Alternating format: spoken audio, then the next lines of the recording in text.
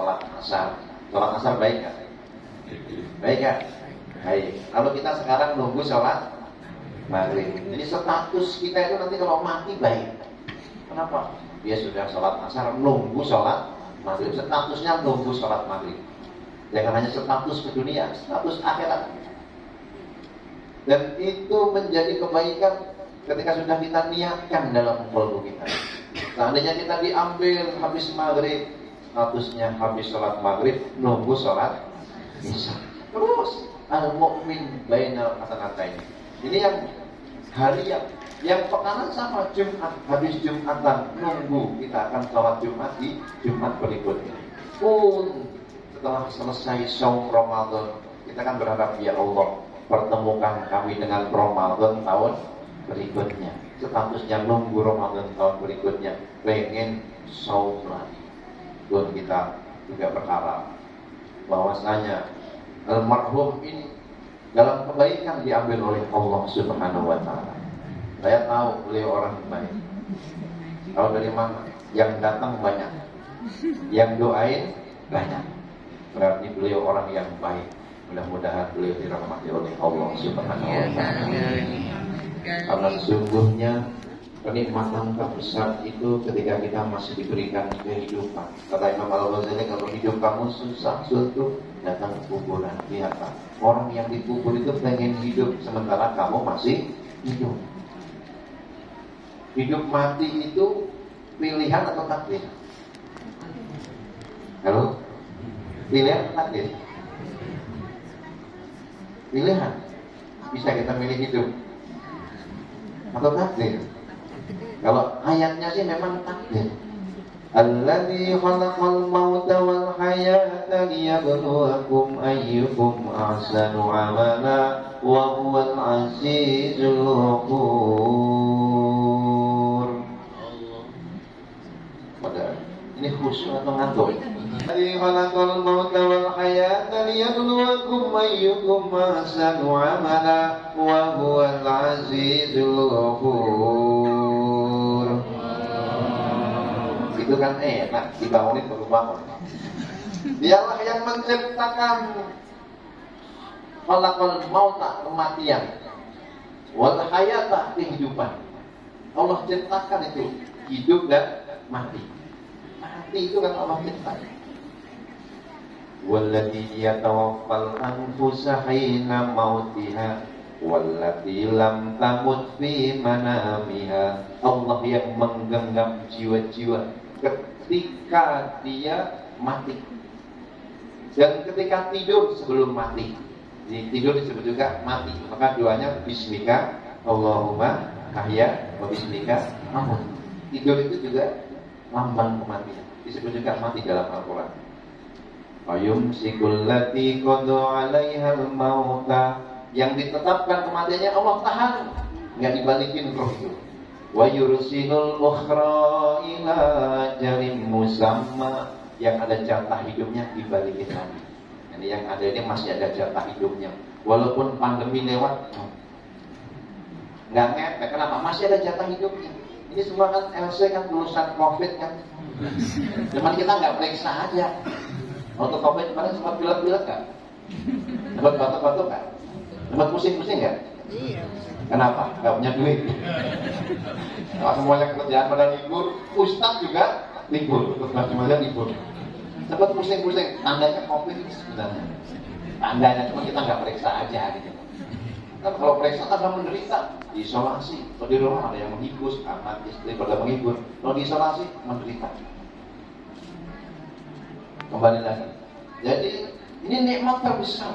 Nikmatani malkunun fihima katsiru minan nas, as-sihhatu wal faragh. Dua nikmat yang orang lalai menggunakannya. Pertama sehat, kedua faragh, kesempatan. Masih ada kesempatan sholat, kesempatan zikir, kesempatan ke majelis ilmu. Ini kesempatan. Al-ata 'alal insani hinum minad dahri lam yakun syai'an madhkura. Bukankah sudah tiba masanya dulu di mana manusia itu belum disebut namanya. Jangankan namanya, wujudnya juga belum ada. Jadi ada masa di mana kita belum ada dan belum ada namanya. 100 tahun yang lalu kita sudah ada belum? Masih tidak. Kalau sudah ada tanggal lahir, nanti pasti akan ada tanggal mati. Menunggu. Boleh jadi saya belakangan, boleh jadi bapak duluan. Boleh jadi, atau dibalik deh, bapak duluan, saya belakangan. Sama aja. Tapi semuanya akan mati. Yang sehat mati kan? Mati juga. Muda mati, yang kaya mati. Kata Bang Dery, orang kaya mati, orang miskin mati, raja-raja mati, rakyat biasa yang lagi nyender, yang gak nyender pasti kaya, ustadz juga mati, sama semuanya akan mati. Mudah-mudahan semua husnul khotimah. Ini bukan kehidupan yang abadi, cuman mampir, kata Nabi, kun fid dunya ka'abilis sabil. Jadilah kamu dunia seperti orang yang mampir mobil. Sesaat, sebentar. Orang yang mampir itu cuma sebentar. Kehidupan kita sesungguhnya di hari kiamat nanti, di akhirat nanti. Mudah-mudahan semuanya berkumpul dalam surganya. Maka cita-cita termulia keluarga itu bahagia dunia akhirat. Akhirat kumpul dalam surga. Apakah dipertemukan suami istri? Dipertemukan biidznillah, dengan izin Allah. Ibu saya tanya, Bu, nanti di surga masih pengen ketemu suaminya, Bu? Bu, masih pengen? Masih, katanya bapaknya. Bapaknya ini pengen ketemu istri, tapi ketemu yang lain kan? Wah, enggak jawab aja. Ketemu istri ya. Kan nanti saya jadi bidadari surga. Bidadari surga nanti yang tercantik ya bidadari dunianya itu. Kenapa? Para istri kalau sudah masuk surga dibalut dengan cahaya sholatnya, cahaya puasanya, cahaya zakatnya, cahaya tilawahnya. Maka bidadari surga lewat nggak ngepek. Suaminya nggak ada lagi guru lagi. Kenapa? Nggak ngepek. Dia akan pilih bidadari dunianya. Kalau sama-sama beriman. Dalam surah At-Tur ayat 21, walladzina amanu wattaba'athum dzurriyyatuhum biimanin alhaqna bihim dzurriyyatahum wama alatnahum min amalihim min syai' kullu imri'in bima kasaba rahin. Orang-orang yang beriman ngikutin mereka beriman, orang tuanya beriman, pasangannya beriman, kakek neneknya beriman, anak cucunya juga beriman. Kata Allah, alhaqna bihim dzurriyyatahum, kami akan pertemukan mereka dengan anak cucunya. Wa ma alatnahum min amalihim min syai', kami enggak kurang nih amal mereka, bahkan ditambahi. Kalau ada anak yang soleh, cucu lebih soleh lagi. Cucunya pengen ketemu kakek neneknya, bukanlah cucu itu harus turun ke bawah, tapi derajat orang tuanya, derajat neneknya diangkat ke yang lebih tinggi. Kenapa? Birahmatillah, dengan rahmat Allah. Jadi ada saat di mana kita merasakan mati ketika tidur. Kenapa? Saat itu Allah genggam roh kita. Maka kadang-kadang kita tidur ketemu sama orang tuanya yang jauh apa? Ketemu sama kakak jauh apa? Ini kisah nyata. Saya punya kakak udah wafat. Anaknya pas saya ceramah tarawih, anak itu ngimamin tarawih. Ustaz yang ngimamin di Discovery, Ustaz Adit ya, Ustaz Adit dia juga udah hafal 30 juz dia, yang ngimamin. Ketika itu saya bilang mereka, ini ponakan saya. Oh iya, kalau gitu saya kuliah aja kalau mau, gratis. Saya bilang sama ibu aja, nyiapin beasiswa. Terus ceritanya Mas tarawih itu malamnya langsung ketemu kakaknya saya. Kakaknya tersenyum, duduk ngajak makan saya. Padahal itu dalam tidur gitu. Rohnya ketemu, rohnya itu nyambung sama bapaknya Adi tadi. Jadi yang sudah wafat. Malamnya langsung mimpi. Kita nggak pengen mimpi, tahu-tahu mimpi. Allah yang menggenggam roh-roh orang yang tidur dan roh-roh orang yang wafat dipertemukan. Dan alam arwah ini dengan seperti alam kita di dunia ini, ngumpul innal arwah junudun mujannadah, yang ngumpul sesuai dengan level-levelnya. Maka para nabi itu ngumpulnya ketemu para nabi.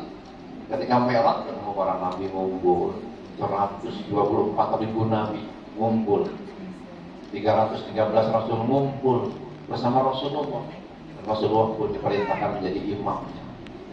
Nabi lewat di kubur Nabi Musa. Nabi Musa itu lagi sholat, bukan sholat syariat tentunya, karena syariat sudah selesai. Sholat ma'rifah. Dalam kubur tidak macam-macam. Apa yang menjadi kebiasaan kita di dunia ini, itu menjadi kebiasaan kita di akhirat nanti. Maka yang di dunia ini bertengkar, di akhirat bertengkar lagi. Keluarga di dunia ini tengkar, di akhirat tengkar lagi.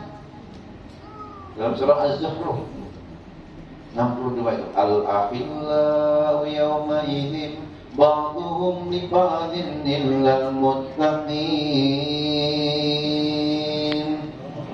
Karib kerabat, orang-orang yang dekat, mereka pada bertengkar di akhirat. Kenapa? Istri nuntut suami, suami nuntut istri, anak nuntut orang tua, pada bertengkar, kecuali keluarga yang bertakwa. Orang yang bertakwa, keluarga bertakwa, maka di sana la yasma'una fiha lagwan wa la ta'thima illa qilan salaman salama.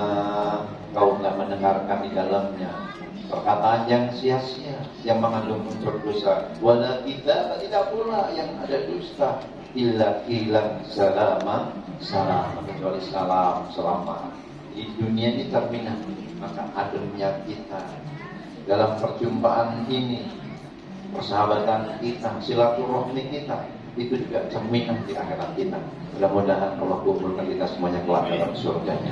Amin ya Rabbal. Ini aminnya minta sudah. Lalu masih ada waktunya kan? Banyak. Saya maksimal sampai jam 5.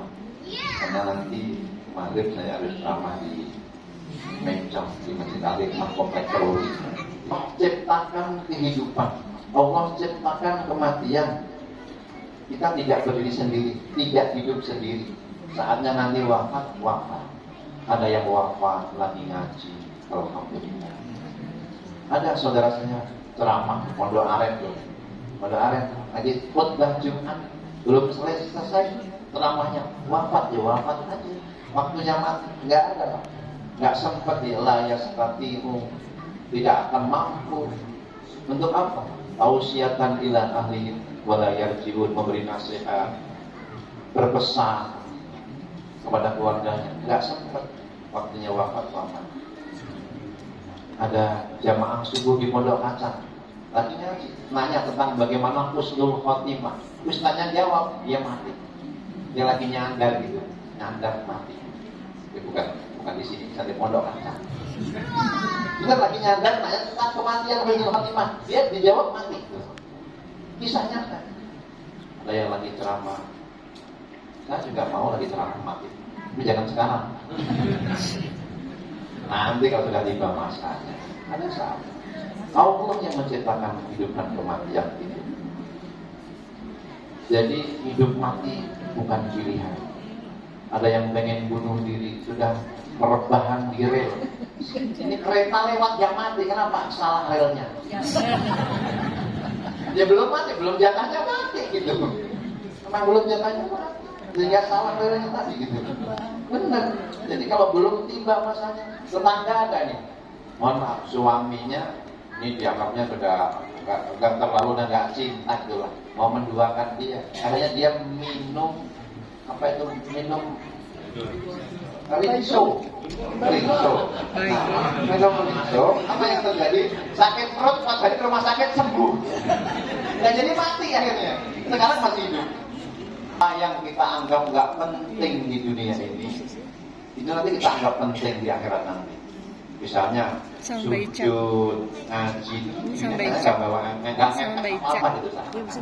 Tapi ketika kita lihat video kehidupan kita di hadapan Allah nanti, Allah lagi sujud, senangnya kayak apa? Kita yang naik mobil mewah, pengen kemana, itu dianggap biasa nanti di akhirat. Tapi ketika kita sujud baca Quran, lagi malam-malam netesan air mata istighfar, senangnya kayak apa? Kita ngelihat video-video kita. Itu nggak nunggu di akhirat. Ternyata di dalam kehidupan ini, ketika mau wafat nanti, wa may ya'mal misqala dzarratin khairan yarah, wa may ya'mal misqala dzarratin syarran yarah. Itu sudah ditunjukkan. Kisah sahabat itu sangat benar sekali. Dia jamaah Rasulullah, setiap sholat subuh bikin kaplek di situ. Biasanya sudah datang duluan. Rumahnya jauh tapi datangnya duluan. Dia biasanya pakai ke masjid itu bawa 2 baju. Baju yang buat salin karena jauh keringetan. 1 buat salin. Nah, ketika suatu saat Rasulullah imamin sholat subuh di depan mimbar, kok dia nggak ada, kemana? Ditanya, di mana sekarang? Ya Rasul, kabarnya dia sakit.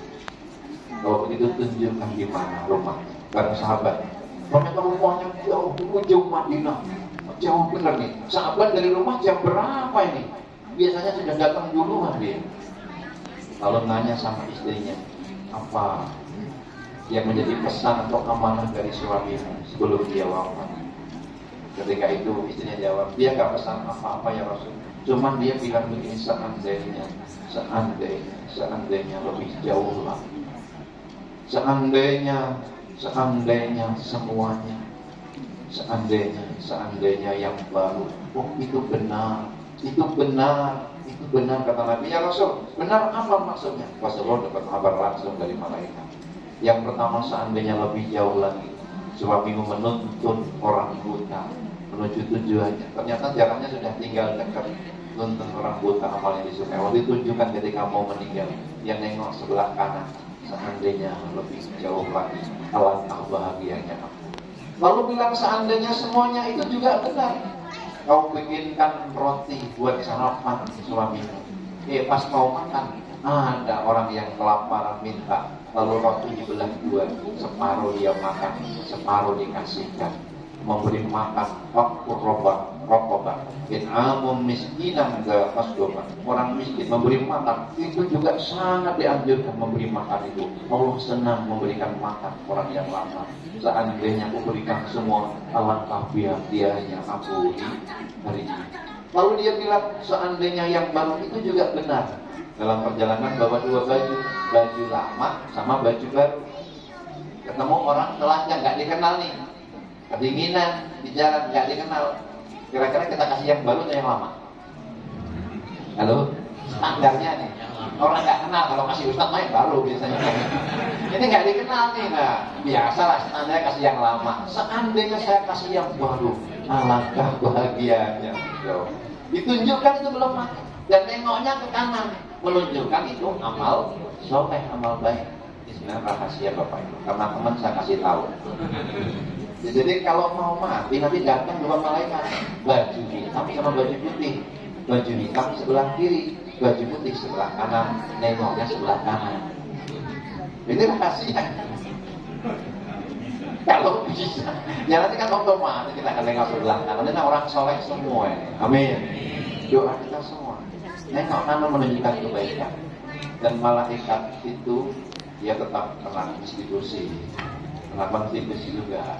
Kalau orang baik, orang benar, niatnya baik, insya Allah didatengin oleh orang-orang baik, didatengin oleh malaikat yang baik. Amin ya Rabbal alamin.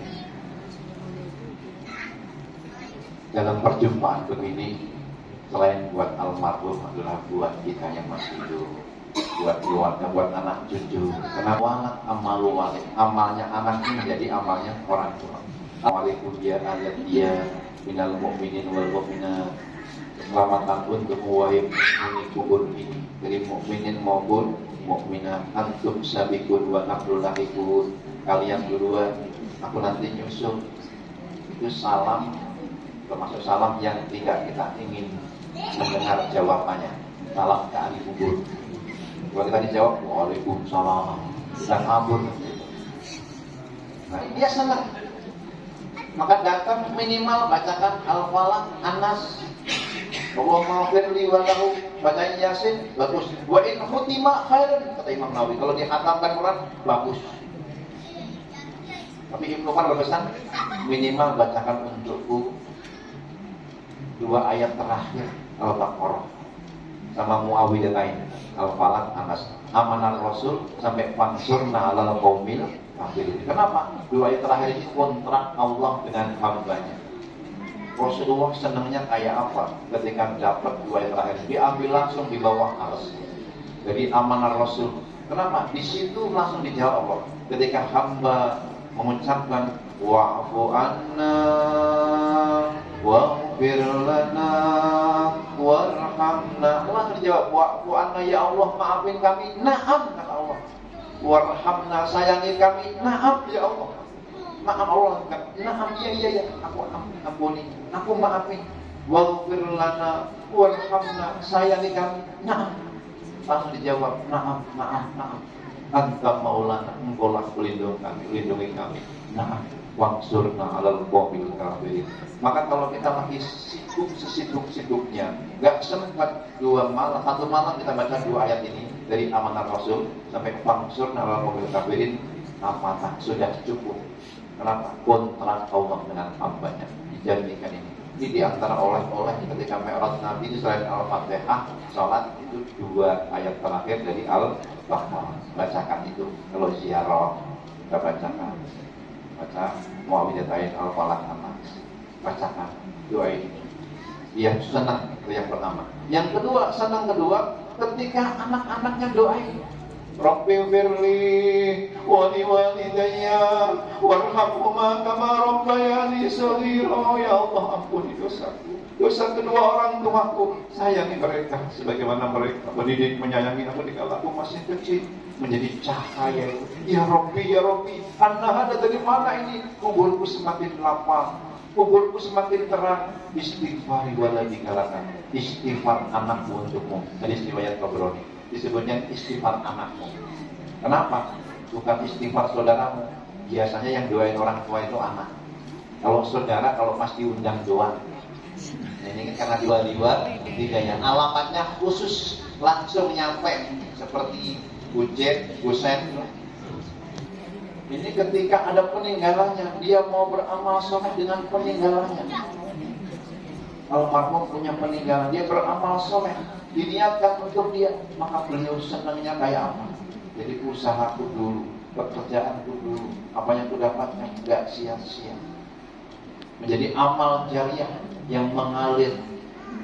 La ilaha illa anta subhanaka inni kuntu minadh dhalimin.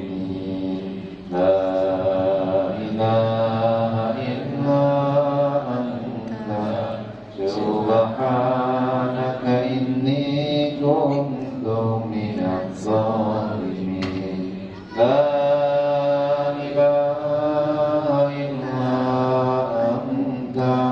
subhanaka inni kuntu dhalimin. Allah wa ni'mal wakil, ni'mal mawla wa ni'mal nasir. Hasbunallah wa ni'mal wakil, ni'mal mawla wa ni'mal nasir. Hasbunallah wa ni'mal wakil, ni'mal mawla wa ni'mal nasir. La hawla wa la quwwata illa billahil azim. Bismillahirrahmanirrahim. Alhamdulillahirabbil alamin. Allahumma shalli ala sayyidina Muhammad wa ala alihi wa ashabihi ajmain. Ya Allah ya Karim, ya Rahman ya Rahim, ya Qawi ya Hakim, ya Dzal Jalali wal Ikram. Rabbana zalamna anfusana wa illam taghfir lana wa tarhamna lanakunanna minal khasirin. Rabb, kami telah menzalimi diri kami. Jikalau tidak Engkau ampuni kami, dan Engkau sayangi kami, niscaya kami termasuk hamba-Mu yang merugi.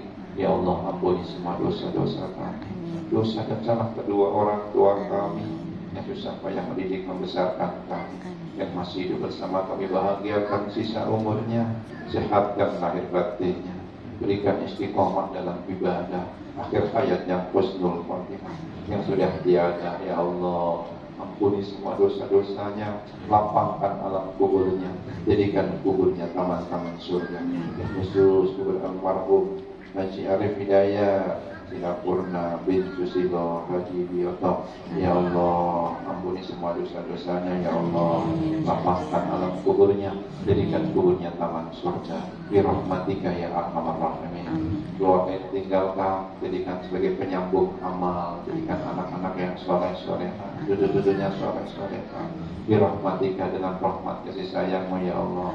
Bagaimana Kau kumpulkan kami di majelis yang mulia ini, kumpulkan kami semua kelak di surga-Mu dengan rahmat kasih sayang-Mu. Semua mendapat syafaat dari Nabi Muhammad sallallahu alaihi wasallam.